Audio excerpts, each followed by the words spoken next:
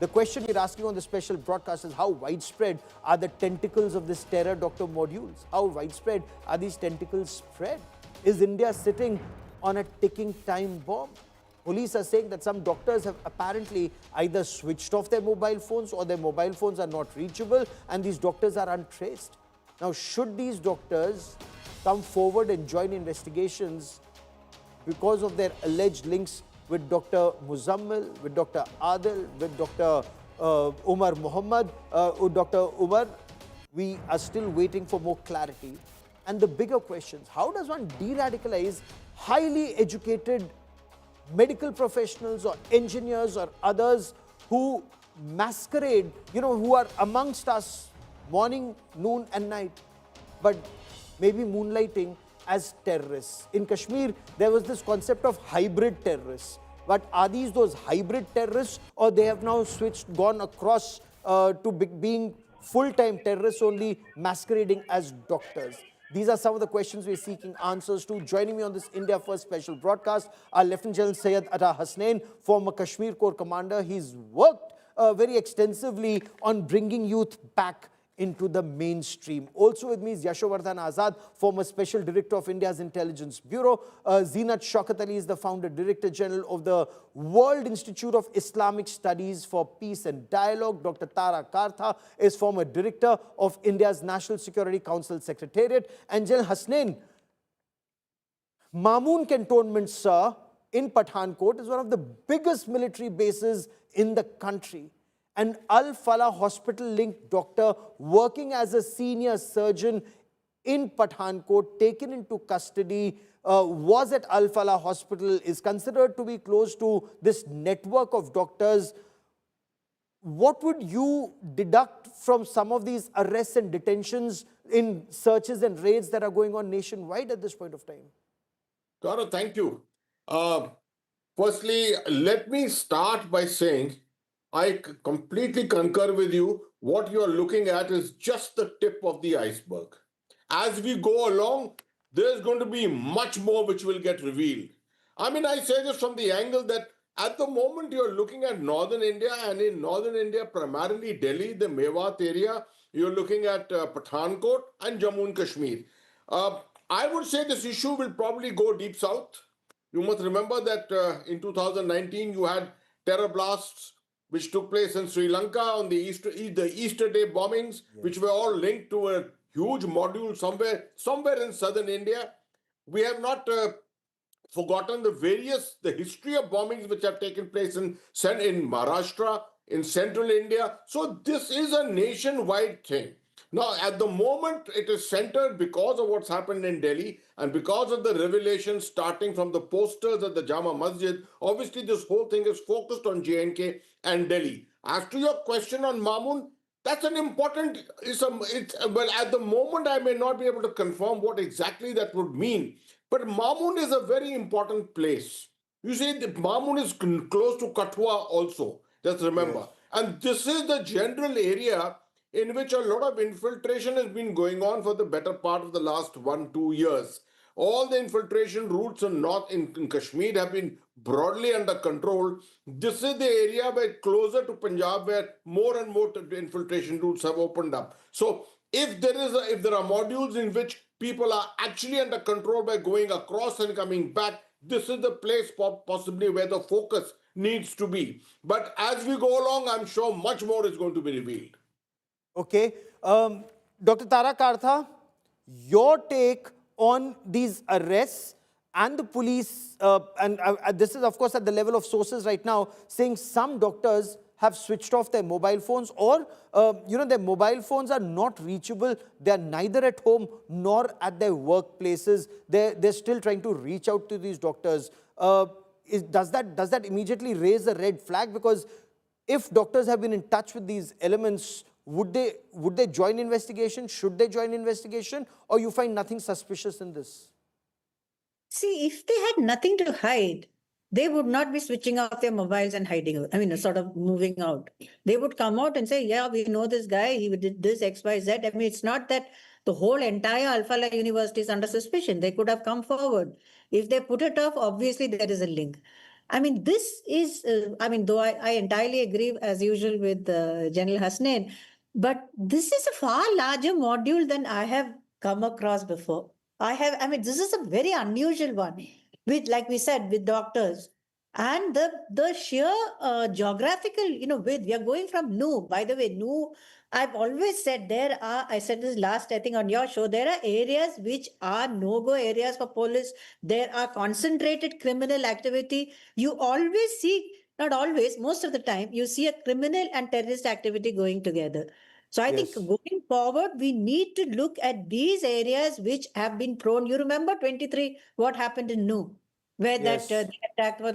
It's a terrible place. It's got all sorts of characters in it. So there's no wonder that they're able to get fertilizer also from that area, which is otherwise, like you said, is difficult to get hold of. The You know, thing this is an area where cattle smuggling is yes, rampant. It's the headquarters virtually of illegal cattle smuggling.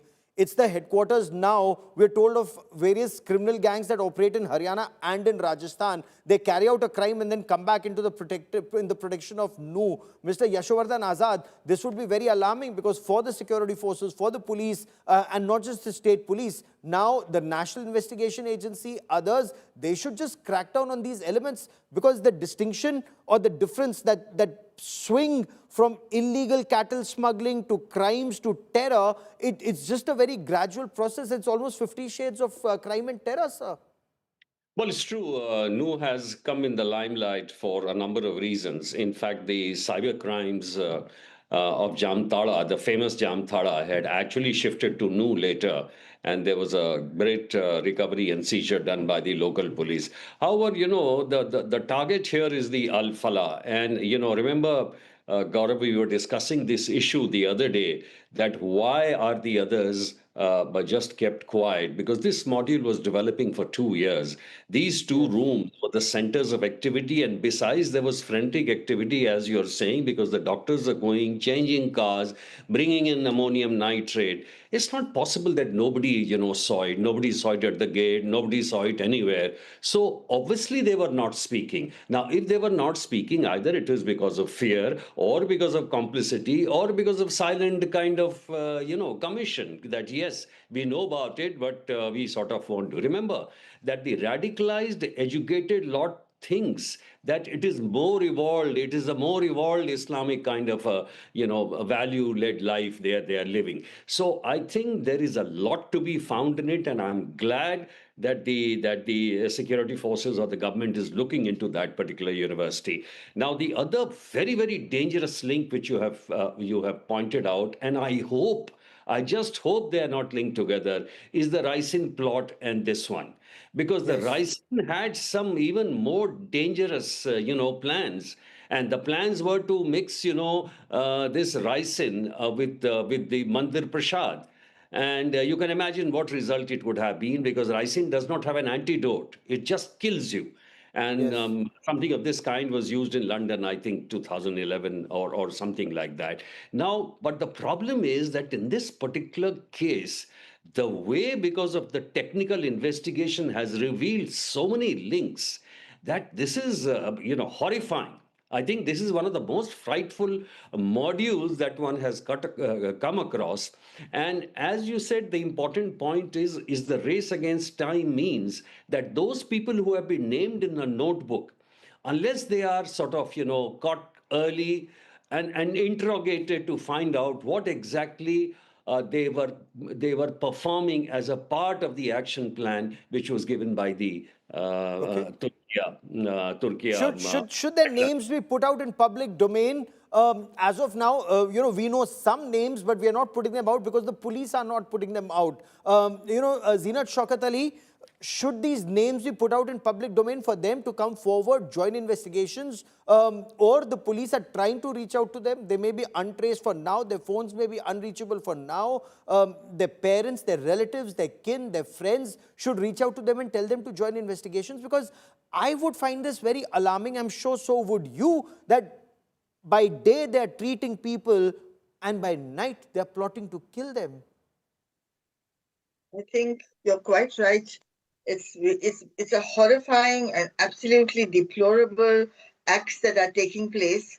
And yes, they should volunteer. The name should be put up, and people also should be given to understand that, we appreciate their coming forward, and we appreciate that they come forward and they give us and lead us to the truth.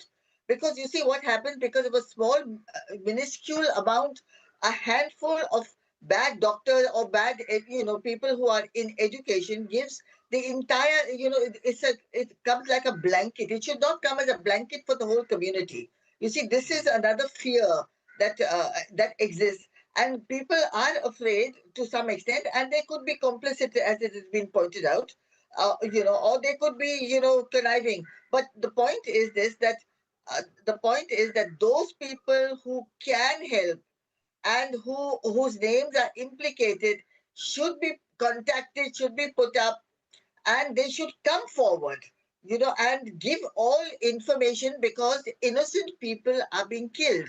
And it is also very unfortunate, if you give me a minute, to say that, this is, yesterday we were discussing this, 2 days ago, that in the name of religion, you see, when we are talking about these Muslim names, we are talking about a deemed university, whose coordination fund movements, whose progressive, uh, and guides in cases and indoctrination of such people is an extremely dangerous, and very un-Islamic. Please let me tell you, it is extremely un-Islamic, simply because I'm quoting to you now what the Prophet Muhammad, may peace be upon him, has said, that he who knowingly lends support to tyranny is outside the pale of Islam. This is Tabarani.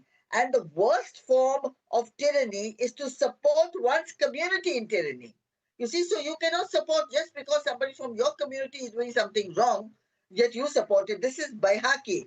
And the other one that I'm going to quote is also from Baihaqi, which says that he who accompanies a wicked man in order to help him in his wicked ways and designs, knowing of his designs, ceases to be a believer. So you see, And these yet are this very is happening. So, it's just that what you tell us is very different from perhaps what that Maulvi Irfan told these doctors. And somehow, General Hasnain, that Maulvi Irfan seems to have persuaded a large number, or at least a number of these doctors who've now been taken into custody, or some may be at large,